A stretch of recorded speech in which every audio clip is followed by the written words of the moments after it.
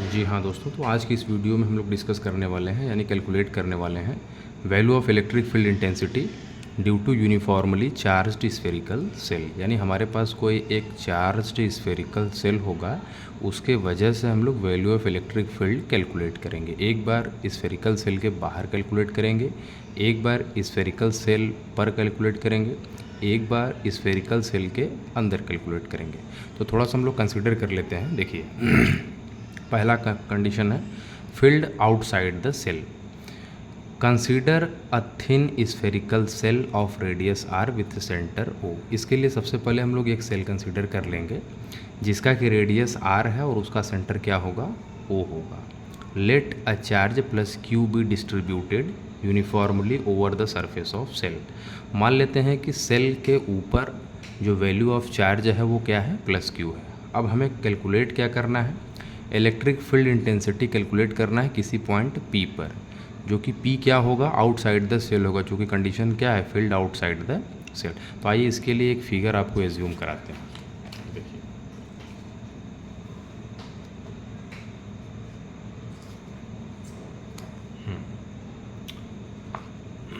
देखिए इधर मान लेते हैं कि हमारे पास क्या है, ये एक सेल है जो डार्क सर्किल है जैसा कि आप देख पा रहे हैं, और इसका रेडियस क्या है, कैपिटल आर है।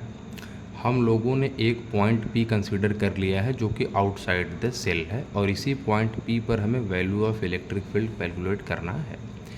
पॉइंट P का जो डिस्टेंस है O से वो हम लोग मान लेते हैं स्मॉल r, ठीक।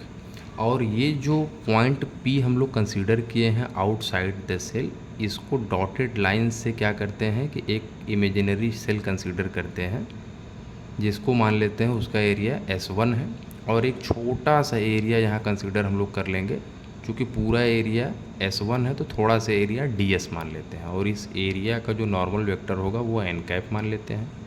चूँकि आपने कहा कि ये जो सेल है इसके ऊपर कैसा चार्ज है, पॉजिटिव चार्ज है, तो आप जानते हैं कि जो पॉजिटिव चार्ज का डायरेक्शन होता है उसके वजह से जो इलेक्ट्रिक फील्ड का डायरेक्शन होता है पॉजिटिव चार्ज की वजह से, उसका डायरेक्शन हमेशा क्या होता है, आउटवर्ड होता है। तो इलेक्ट्रिक फील्ड का भी डायरेक्शन इस एरिया पर क्या होगा, बाहर की तरफ होगा। तो आप देख पा रहे हैं कि इलेक्ट्रिक फील्ड का जो डायरेक्शन है वह ई वेक्टर है जो कि बाहर की तरफ है।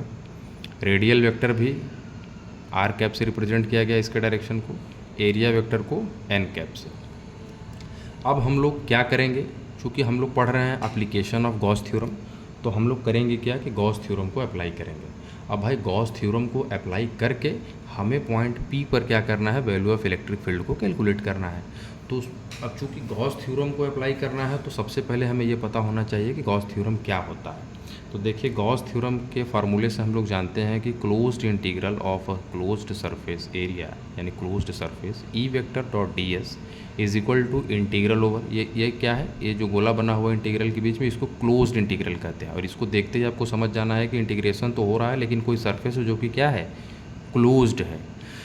क्लोज्ड इंटीग्रल ई वेक्टर डॉट डी एस को क्या लिख सकते हैं, क्योंकि डी एस के ऊपर से जैसे ही वेक्टर हटाएंगे तो इसके डायरेक्शन को स्पेसिफाई करने के लिए हमें एक यूनिट वेक्टर चाहिए जिसे area vector, normal area vector भी कहते हैं, इसे एन कैप से रिप्रेजेंट करते हैं।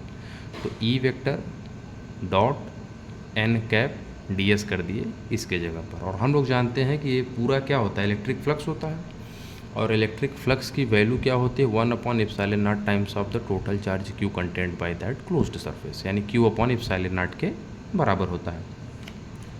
जब यहाँ तक आप समझ लिए हैं तो अब इसमें कोई दिक्कत नहीं। अब देखिए हम लोग करेंगे क्या कि इसको इंटीग्रेट करना शुरू कर देंगे। तो E है भाई कांस्टेंट है, बाहर हो जाएगा। कैसे पता करते हैं, देखो D के बगल में जो होता है वही वेरिएबल होता है, बाकी सब कांस्टेंट होता है। तो यहाँ D के बगल में क्या है, S है, तो D के बगल में जो S है इसे छोड़ देंगे, अंदर रखेंगे, बाकी E को बाहर कर लेंगे। E integral over d S is equal to यहाँ क्या है, Q/ε0 है। अब यहाँ आ जाइए, देखिए यहाँ E है तो यहाँ E लिख दिए। अब थोड़ा सा एरिया जो आपने इस स्फेयर का आपने DS एरिया कंसीडर किया था, थोड़ा सा DS था, जब आप इसे इंटीग्रेट करेंगे तो आपको पूरा एरिया मिल जाएगा स्फेयर का। और आप जानते हैं कि एरिया ऑफ स्फेयर, अगर किसी स्फेयर का रेडियस r हो तो उसका जो सरफेस एरिया होता है वो 4πr² होता है। यहाँ किताब में गलत दिया है तो यहाँ आप क्या कर लेंगे, 4 बना लेंगे, 4πr², ठीक है। अच्छा और इधर आप देख रहे हैं कि यहाँ क्यू अपॉन इप्सिलॉन नॉट है, तो यहाँ क्यू अपॉन इप्सिलॉन नॉट हो गया। अब देखिए यहाँ ई है तो यहाँ ई लिख दिए, क्यू अपॉन इप्सिलॉन नॉट 4 पाई यहाँ लिख दिए, आर स्क्वायर यहाँ लिख दिया, यानी लेफ्ट से राइट भेज दिए। तो इधर मल्टीप्लाई में है तो इधर क्या हो जाएगा, डिवाइड में आ जाएगा।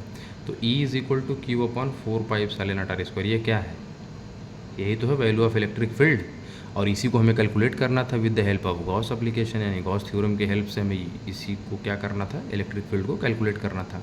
कहने का मतलब ये है कि अब हमारे पास अगर कोई एक स्फेरिकल सेल है और वो यूनिफॉर्मली चार्ज्ड है, और इसके वजह से पॉइंट पी पर आप value of electric field calculate करना चाहते हैं by using the Gauss theorem, तो इसका मतलब ये हो जाएगा कि जो और कंडीशन ये है कि point p that should must lie outside the shell, यानी पॉइंट पी जो है इस सेल के बाहर है। तो पॉइंट पी पर जो वैल्यू ऑफ इलेक्ट्रिक फील्ड होगी इस चार्ज्ड स्फेरिकल सेल के वजह से, इसकी वैल्यू होगी q upon 4 pi epsilon naught are square. दूसरा कंडीशन क्या हो जाएगा इसमें, देखिए दूसरे कंडीशन में क्या करने वाले होंगे हम लोग, at a point on the surface of the shell, यानी अब जो हम लोग पॉइंट पी बाहर कंसीडर किए थे, अब ये जब सरफेस पर आ जाएगा, ये पॉइंट पी जब इसी सरफेस पे आ जाएगा, तो भाई कहने का मतलब ये है कि यहाँ जो स्मॉल आर था, एक कैपिटल आर से बड़ा था, जो स्मॉल आर था ये कैपिटल आर से पहले वाले कंडीशन में बड़ा था, लेकिन इस कंडीशन में क्या हो जाएगा, जहाँ आर होगा वहीं क्या हो जाएगा, कैपिटल आर हो जाएगा। तो हम लोग करेंगे क्या कि जो इक्वेशन नंबर 31 आप देख रहे हैं, यहाँ लिखेंगे at a point on the surface of the shell, हम लोग जानते हैं by putting r is equal to r, यानी ये जो यही आर है ये कैपिटल आर के क्या हो जाएगा, बराबर हो जाएगा, यानी पॉइंट पे इसी सरफेस पे कहीं आ जाएगा ना। तो देखिए इसके लिए जो फिगर बनेगा ये क्या हो जाएगा, ये आपका आर ये इन के लिए है, तो जब यहाँ पे आएगा तो स्मॉल आर की वैल्यू कैपिटल आर के बराबर हो जाएगी, तो यहाँ लिखेंगे small r is equal to capital r, और जब स्मॉल आर की वैल्यू कैपिटल आर के जैसे ही बराबर होगी तो हम लोग क्या करेंगे, देखिए E equal to q upon 4 pi epsilon naught, बस स्मॉल आर की जगह क्या हो जाएगा, कैपिटल आर हो जाएगा।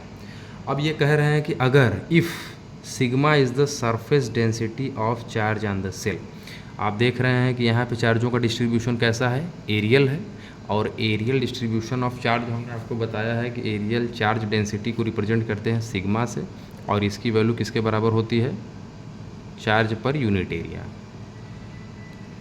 Sigma equal to q upon s. तो अब इधर देखिए, अब सिग्मा इक्वल टू होता है चार्ज अपॉन एरिया, एरिया इस स्फेयर का पूरा क्या होगा भाई, 4 पाई आर स्क्वायर होगा, तो 4 पाई आर स्क्वायर इसके अपॉन में तो था, लेकिन जब इसको राइट साइड में भेज देंगे तो क्यू इक्वल टू हो जाएगा 4 pi are square into sigma, यानी चार्ज की value in term of areal density, areal distribution charge density क्या हो जाएगा, 4 pi are square into sigma. करेंगे क्या कि इस क्यू की वैल्यू जो कैलकुलेट किए इसे यहाँ रख देंगे, तो जैसे इसमें रखेंगे देखिए यहाँ ई है तो यहाँ ई हो जाएगा, और क्यू की वैल्यू क्या है, 4 पाई आर स्क्वायर सिग्मा, तो देखिए 4 pi are square sigma whole upon यहाँ क्या है 4 pi epsilon naught, 4 pi epsilon naught, are square है तो आर स्क्वायर कर दिए। अब देखिए 4 पाई से 4 पाई कट जाएगा, सिग्मा है तो सिग्मा अकेले यहाँ हो जाएगा, इप्सिलॉन नॉट है तो इप्सिलॉन नॉट हो जाएगा, आर स्क्वायर से आर स्क्वायर कट जाएगा, और सिग्मा अपॉन इप्सिलॉन नॉट दोनों ही क्या है, सिग्मा भी कांस्टेंट है और इप्सिलॉन नॉट भी कांस्टेंट है। इसका मतलब ये है कि अगर आप value of electric field at the surface of shell calculate करते हैं जो यूनिफॉर्मली चार्ज्ड है, यानी इस सरफेस पर, तो यहाँ पर जो इलेक्ट्रिक फील्ड की वैल्यू है वो एक कांस्टेंट है और उसकी value sigma upon epsilon not के बराबर होगी। ठीक, तीसरे पे आ जाइए। तीसरा कंडीशन है फील्ड इनसाइड द सेल। थोड़ा सा हम आपको ये देखिए अब क्लियर हो जाएगा। अब अगर आप इलेक्ट्रिक फील्ड की value inside the shell calculate करना चाहते हैं तो हम लोग क्या करते हैं कि एक पॉइंट पी कंसीडर कर लेंगे। क्या करेंगे, पॉइंट पी कंसीडर कर लेंगे जो कि सेल के अंदर होगा। इसका रेडियस स्मॉल आर मान लेते हैं। वही पूरी प्रक्रिया वही पहले वाली, पूरा सिस्टम वही पहले वाला हम लोग मानेंगे। बस इसमें क्या होगा कि पॉइंट पी अंदर हो जाएगा। अब देखिए क्या होने वाला है यहाँ पर। जैसे ही आप इसके अंदर आएंगे, देखिए the point P where we have to find the electric intensity inside the cell, the Gaussian surface is the surface of S2 passes through P and with center O, the radius S2 is that is R is less than R। यानी अब जो R है वो capital R से क्या हो जाएगा, छोटा हो जाएगा। अगर आप field inside the shell calculate करना चाहते हैं तो the electric flux through the Gaussian surface as calculated above. ऊपर हम लोगों ने इलेक्ट्रिक फ्लक्स की वैल्यू जो कैलकुलेट किया था वो क्या था, E/4πr²। यहाँ पर देखिए ये वाला E/4πr², ये तो ठीक है, लेकिन जब चार्ज की बात होगी ना तो इसके भाई चार्ज कहाँ है, इस सेल पर है, और इलेक्ट्रिक फील्ड का जो डायरेक्शन होता है ये अंदर से बाहर की तरफ है, तो इसके अंदर तो कोई चार्ज है नहीं सेल के अंदर। जब सेल के अंदर कोई चार्ज नहीं है, और गॉसियन थ्योरम से, गॉस थ्योरम से हम लोग ये जानते हैं कि जो इलेक्ट्रिक फ्लक्स होता है, यहाँ देखिए एक बार आप लोग, इलेक्ट्रिक फ्लक्स जो होता है इसकी value 1/ε0 times the total charge Q content by that spherical shell या क्लोज्ड सरफेस सेल। चूँकि आपने ये कह दिया कि जो चार्ज है ये क्या होता है, यहाँ पे जीरो है, इनसाइड द सेल क्या है, जीरो है, तो जैसे इसकी वैल्यू जीरो पुट करेंगे तो ये पूरा टर्म ही जीरो हो जाएगा, और 4πr² इधर आएगा तो ये भी जीरो हो जाएगा। तो इलेक्ट्रिक फील्ड की वैल्यू क्या मिल रही है, जीरो मिल रही है in the case of r is less than r। अब यहाँ पर एक फिगर बना हुआ है, इसको भी थोड़ा सा समझ लीजिए, दिया है तो बता दे रहे हैं। अगर आप रेडियस यानी कि और इलेक्ट्रिक फील्ड, अगर आप डिस्टेंस को, डिस्टेंस फ्रॉम द सेंटर, ये जो सेंटर है इससे पॉइंट P का डिस्टेंस और वैल्यू ऑफ इलेक्ट्रिक फील्ड के बीच में अगर ग्राफ बनाते हैं तो ग्राफ कुछ ऐसा बनेगा। देखो पहले क्या होगा, जब r की वैल्यू r के बराबर हो, जहाँ तक यानी जब तक आप पॉइंट पर नहीं पहुँचोगे वहाँ तक इलेक्ट्रिक फील्ड की वैल्यू क्या होगी, जीरो होगी। जैसे ही सरफेस पे पहुँचोगे आपको इलेक्ट्रिक फील्ड की वैल्यू मैक्सिमम मिलेगी। क्या मिलेगी, मैक्सिमम। देखो यहाँ से लेकर यहाँ तक जीरो मिल रही है, यानी इलेक्ट्रिक फील्ड की वैल्यू यहाँ पे आपने कैलकुलेट किया ना, जब तक अंदर रहेंगे तब तक जीरो रहेगा। तो इसीलिए देखिए इलेक्ट्रिक फील्ड की वैल्यू क्या है, ऊपर इलेक्ट्रिक फील्ड लिए यहाँ, ये देखो पूरा ये तब तक जीरो है, r=r जब तक नहीं होगा। जैसे ही r की वैल्यू r के बराबर हो रही है तुरंत फटाक से मैक्सिमम इलेक्ट्रिक फील्ड हमको मिल रहा है।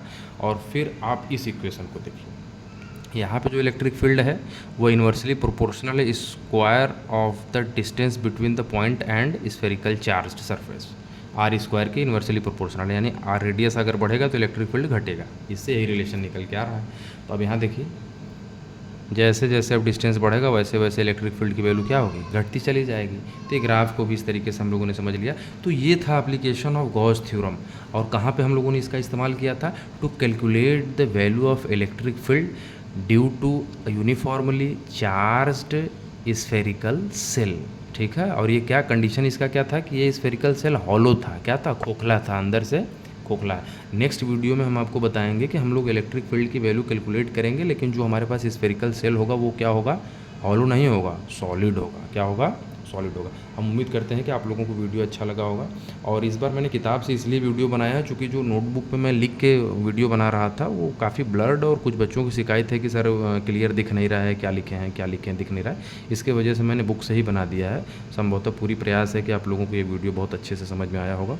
और अगर वीडियो अच्छा लगा हो तो इसे लाइक करें और दोस्तों में अपने शेयर भी करें। तब तक के लिए थैंक यू।